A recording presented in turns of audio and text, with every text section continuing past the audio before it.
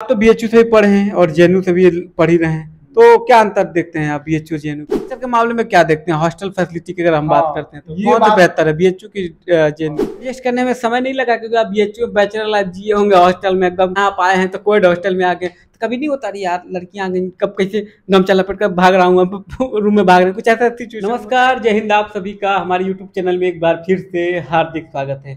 दोस्तों, जैसा कि आप सभी को पता है, मैं अभी यूनिवर्सिटी टूर में हूं और जितने भी सेंट्रल यूनिवर्सिटी हैं वहां पर मैं जा रहा हूं और वहां के बच्चों से मैं बात करके आपको गाइड करने का प्रयास कर रहा हूं कि अगर आप किसी कोर्स में एडमिशन लेना चाहते हैं और उस यूनिवर्सिटी में पढ़ना चाहते हैं तो उस कोर्स की आप कैसे तैयारी कर सकते हैं और साथ में वहाँ पर पढ़ाई का कैसा माहौल है। फिलहाल देखिए जो है, अभी मैं इंडिया के top most university Jawaharlal Nehru university के कैंपस में बैठा हूं और हमारे साथ वहां के छात्र बैठे हुए हैं। सभी दर्शकों को नमस्कार, मेरा नाम देव प्रकाश पाठक है। अभी मैं यहाँ पे जेएनयू में ही एमए सेकेंड ईयर का छात्र हूँ। संस्कृत विषय से मेरा हो रहा है पोस्ट ग्रेजुएशन। दिव्य जी, आपने ग्रेजुएशन कहाँ से किया था? मैंने मालवीय जी का जो बगिया है बनारस हिंदू यूनिवर्सिटी, वहीं से किया हूँ और फिर यहाँ पे आया हूँ। आपको ये चीज़ बताता हूँ, यानी कि यहाँ पर जितने भी मास्टर्स के स्टूडेंट आप देखेंगे मैक्सिमम 50 से 60% जो स्टूडेंट होते हैं सारे आपके बीएचयू से मिलेंगे। यानी ग्रेजुएशन ये लोग बीएचयू से करते हैं और पीजी में सटाक तैयारी करके यहाँ मास्टर्स में पीजी में आ जाते हैं ना। हाँ, क्योंकि भाई सेकंड नंबर यूनिवर्सिटी वो है, अब फर्स्ट नंबर ये है, तो ऑब्वियस है कि वहाँ छात्र यहाँ आना ही चाहिए। बिल्कुल बिल्कुल। अभी जो यूजीसी नेट की एग्जाम होती है हिंदू स्टडीज की, नेट जेआरएफ की, उसमें मेरी रैंक 1 आई थी। रैंक 1 आई थी, ऑल इंडिया रैंक? हाँ जी, रैंक 1। हिंदू स्टडीज का एक नया कोर्स है, ठीक है, नया कोर्स है, इसके बारे में जरा जो है स्टूडेंट को, जो हमारे छात्र देख रहे हैं उनको जानकारी दे दीजिए। तो सबसे बड़ी प्रॉब्लम ये रहा है कि पूरे दुनिया में ऐसे अपने अपने जो कल्चर है उसके विशेष अध्ययन होती हैं, लेकिन यहाँ पे हिंदू के बाद क्या है, हम लोग कहते हैं ना हिंदू कौन है, पूछ दूँ तो कुछ लोग कहते हैं कि नहीं, जो सिंधु घाटी के इधर रहते थे वो हिंदू हैं। कुछ लोग कहते हैं नहीं, जो जीवन दृष्टि जिसका है, कल्चर, वो हिंदू है। कौन है हिंदू? तो इन सभी विषयों का इस अध्ययन में हिंदू स्टडीज पढ़ाई होता है। एक नई कोर्स खुली है और अपार संभावनाएं हैं।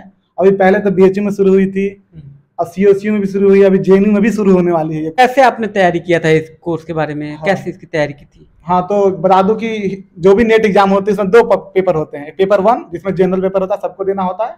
पेपर 2 जिसमें विशिष्ट अध्ययन होता है, जैसे हिंदू स्टडीज है तो हिंदू स्टडीज का, पॉलिटिकल साइंस है तो पॉलिटिकल साइंस का। तो पेपर 1 के लिए तो पर्याप्त सामग्री उपलब्ध है ऑनलाइन में, आप लोग पढ़ सकते हैं। केपीएस मदान बुक है, दृष्टि की बुक है, या फिर ऑनलाइन बहुत सारे यूट्यूब चैनल्स हैं। प्रॉब्लम यहाँ आती है पेपर 2 में। अभी तक पता है एक अच्छे से बुक नहीं निकली है हिंदू स्टडीज की, एक भी बुक नहीं है। आपको पता होगा कि आप पहले सिलेबस निकालिए पेपर 2 का, जो सिलेबस में जो पॉइंट लिखे हैं उसको पहले ऑनलाइन सर्च कीजिए। यदि ऑनलाइन मटेरियल मिल जाता है ठीक है, नहीं तो फिर जैसे संस्कृत का कोई पार्ट है तो वो उसके जो बुक है उसमें देख लिए, या फिर संस्कृत के स्कॉलर से पूछ ले, हाँ ये टॉपिक कहाँ से आएगा, या फिर जो पार्ट है से इधर से आ रहा है, इतिहास दृष्टि से आ रहा है तो इतिहास के छात्रों से पूछ लिए, तो कलेक्ट करके ही होगा। मतलब एक तरह से कंपाइलेशन कहीं नहीं है। आप जैसे संस्कृत के विद्यार्थी हैं तो फिर आपने हिंदू स्टडीज का पेपर क्यों दिया था? देखिए, क्योंकि वो हिंदू एक अलाइड सब्जेक्ट है। अगर कहा जाए तो हिंदू की आत्मा क्या है, तो संस्कृत भाषा ही है। तो अभी ऐसे जो लड़के जो हैं संस्कृत में हैं, जो अलाइड सब्जेक्ट्स में हैं, वो हिंदू स्टडीज में आगे ऐसे प्रोफेसर बन सकते हैं, उसमें पीएचडी कर सकते हैं। तो एक बहुत अच्छा जॉब अपॉर्चुनिटी क्रिएट हो रहा है। लेकिन मान लीजिए कोई एमए हिंदू स्टडीज करना चाहता हो, हाँ, तो क्या उसके लिए भी यही चीजें हैं, वही जो आपने बताया है? हाँ, तो उसके लिए बस यही कि इसमें डीपनेस ज्यादा है, उसमें लेवल कम होगा, आपको हर चीज का समान अध्ययन करना पड़ेगा। सिलेबस सीयूटी दी है, उसको देखिए और बस उसका अभिप्राय क्या है सिलेबस का, पॉइंट बाय पॉइंट समझ जाइए। अभी आप कहाँ रहते हैं? जेएनयू में हॉस्टल में रहते हैं? हाँ, अभी मैं हॉस्टल में हूँ, माही मांडवी हॉस्टल में। कैसा है यहाँ का हॉस्टल का माहौल? हॉस्टल माहौल काफी अच्छा है। लड़के मतलब बहुत कम हल्ला होती है, बीएचयू में तो जान ही रहे हैं कितनी हल्ला होती है। यहाँ पढ़ने काफी अच्छा माहौल है, नो डाउट। लड़के दिन रात पढ़ते ही रहते हैं, सुबह उठेंगे फिर पढ़ेंगे, फिर सोएंगे फिर पढ़ेंगे, यही चलता रहता है। कंपटीशन रहता है यहाँ पे? परस्पर कंपटीशन बिल्कुल भी नहीं है, मतलब उस तरह द्वेष भावना का नहीं है। यहाँ लड़के पढ़ते रहते हैं और फिर चलते रहते हैं। ये भी है कि टॉप यूनिवर्सिटी है तो बाकी यूनिवर्सिटी से फाइट हो जाता है, तो अपने परस्पर फाइट का झंझट नहीं होता। कभी प्रोटेस्ट में भाग लेते हैं? हाँ, एक और चीज सबसे बड़ी बात यहाँ पे ये है, जो बीएचयू और इसमें मुझे अंतर दिखा कि बीएचयू में जो पॉलिटिकल लाइफ है और एकेडमिक लाइफ तो मिल जाती है। यदि धरना प्रदर्शन होगा तो क्लासेस बंद हो जाती हैं, ये प्रॉब्लम होती है। लेकिन यहाँ पे ऐसा नहीं होता। यहाँ पे जो व्यक्ति को नेतागिरी करना है वो अपने नेतागिरी करते रहते हैं, और जो एकेडमिक है वो एकेडमिक करते रहता है। कोई भी एक भी दिन है ना ये नहीं होता है कि हाँ ये प्रोटेस्ट हुआ तो उससे पढ़ाई अहम पर हुई, बिल्कुल भी नहीं। तो बीएचयू से भी पढ़े हैं और जेएनयू से भी पढ़ ही रहे हैं, तो क्या अंतर देखते हैं आप बीएचयू जेएनयू में? देखिए दोनों तो सर्वश्रेष्ठ यूनिवर्सिटी है तो ज़्यादा अंतर दिखता नहीं है कि यहाँ पे एकेडमिक्स बहुत ज़्यादा वो है, आपको ऐसे पढ़ना ही होता है, कोई उपाय नहीं है, आपको दिन भर पढ़ना ही पड़ेगा, उसका कोई उपाय नहीं रहता है। पढ़ने का माहौल काफ़ी अच्छा है वहाँ पे। वहाँ है कि हर चीज़ें 24/7 खुली नहीं है, और है भी तो उस तरह से अच्छी अवेलेबल नहीं है। यहाँ पे हर चीज़ 24/7 है, सारे क्लासरूम्स खुले रहते हैं, अपने क्लास में बैठ सकते हैं, अपने सेंटर में बैठ सकते हैं, नई सी लाइब्रेरी में जा सकते हैं, सब चीज़ 24/7 है। वहाँ पे उस तरह से नहीं है। वहाँ सुना हो कि फैकल्टी 6 बजे के बाद बंद हो जाती हैं। लाइब्रेरी भी है तो सीटें काफ़ी लिमिटेड है, भीड़ ज़्यादा हो जाता है।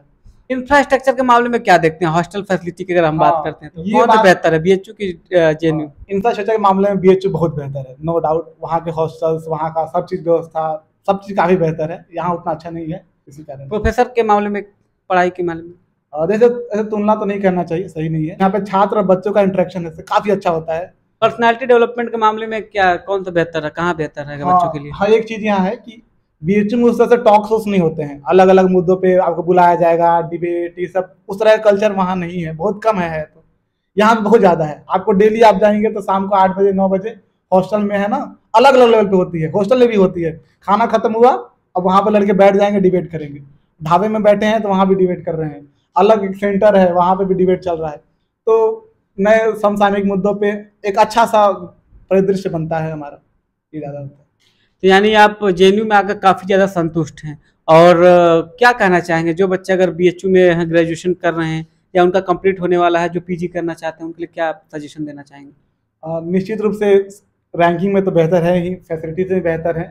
तो यदि आप आना चाहते हैं अच्छे भविष्य के लिए, वहाँ भी दिक्कत नहीं है वहाँ भी, लेकिन बेहतर तो है ही, इसमें दो राय नहीं है।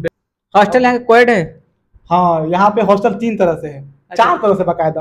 हाँ, एक है सिर्फ बॉयज के लिए, एक सिर्फ गर्ल्स के लिए, एक है कोएड जिसमें एक रो रहता है, एक रो ऐसे लड़कियों का है और इधर ऐसे लड़कों का, बीच में सारा किचन का, खाने का मेज कॉमन है, खेलने का जगह कॉमन है, सब चीज़ कॉमन है।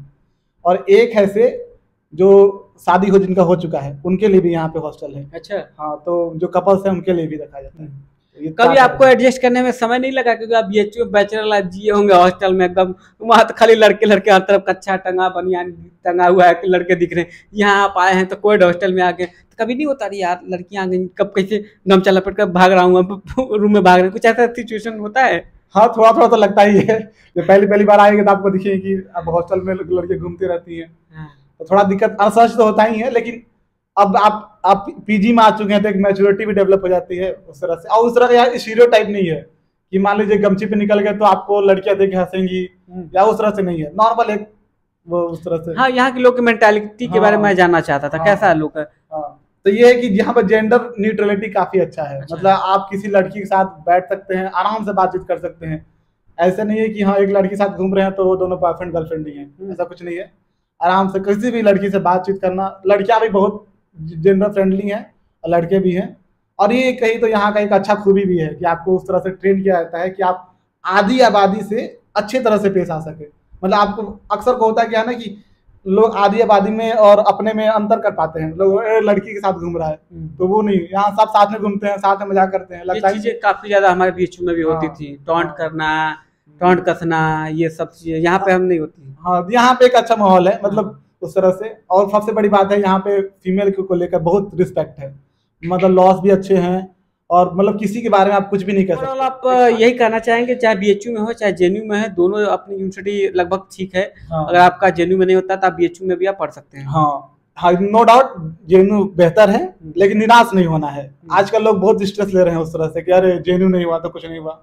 ठीक है, बेहतर है। बच्चों को तैयारी करने कुछ आखिरी में टिप्स दे दीजिए, कुछ कहना चाहेंगे आप? हाँ, सबसे बड़ी बात है, आप तो संस्कृत से भी हैं और हिंदू स्टडीज से भी हैं, दोनों से ज्यादा भी हैं, तो पढ़ने में आप टॉपर भी हैं, तो कुछ सजेशन दे दीजिए। हाँ, सबसे बड़ी बात होती है ना कि आप प्रीवियस ईयर और सिलेबस, सबको यही कहता है, मैं भी यही कहूँगा, बहुत ध्यान दीजिए प्रीवियस सिलेबस पे। एकदम जो सिलेबस लिखा है उसका कितना चौड़ाई हो सकता है, लंबाई चौड़ाई पूरा एकदम डेप्थ, लेंथ, ब्रेथ और हाइट पूरा एकदम पढ़ लीजिए। प्रीवियस ईयर प्रैक्टिस कीजिए, कोशिश कीजिए स्पीड अच्छा हो। ये तो होता है कभी स्पीड सीखनी होता है, अब तो मैथ्स रीजनिंग भी आ गई हैं, तो उसका प्रैक्टिस करते जाइए, क्योंकि अब मैथ रीजनिंग भी इंपॉर्टेंट रोल प्ले कर रहा है। यही है। चलिए, तो फिलहाल अभी देखिए आप हमारे साथ दिव्य जी थे, जो काशी हिंदू विश्वविद्यालय से इन्होंने ग्रेजुएशन किया था और पीजी यहाँ से कर रहे हैं, तो हमारे परिचित ही हैं और खास हैं हमारे, तो मैंने सोचा कि आज इनसे भी बात कर लेता हूँ और आपको जो डाउट थे, क्वेरीज थे, इनसे मैंने पूछ लिया, आपको बता दिया। अगर आपको लगता है कि इसके अलावा भी कोई आपको डाउट है या कुछ और जानना चाहते हैं तो भी मैं आपको बता दूंगा, ठीक है। फिलहाल वीडियो को यही पेंड करते हैं, ख्याल रखें, स्वस्थ रहिए, मस्त रहिए, और ये हमारा यूनिवर्सिटी टूर चलते रहेगा। और भी जितने विश्वविद्यालय हैं आप कमेंट करिएगा, मैं वहाँ पे भी आऊँगा, चाहे कॉलेज हो, चाहे विश्वविद्यालय हो, चाहे लखनऊ हो गया, इलाहाबाद हो गया, जहाँ जहाँ कहेंगे वहाँ वहाँ आऊँगा। बस मेरा घूमते घूमते ऐसे ही वीडियो बनाते रहूँगा, तो बस सब्सक्राइब कर दीजिएगा। हर हर महादेव।